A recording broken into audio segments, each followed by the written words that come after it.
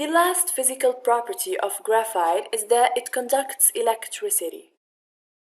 In this figure, you can see a battery, and this battery is connected to two lamps, which are also connected to a graphite pencil from both sides by the wires.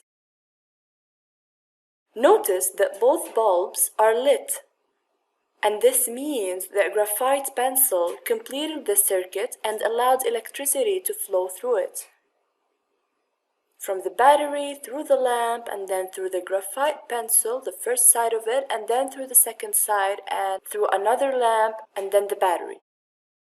We can conclude that graphite conducts electricity. We know that graphite is a form of carbon, so it consists of carbon atoms.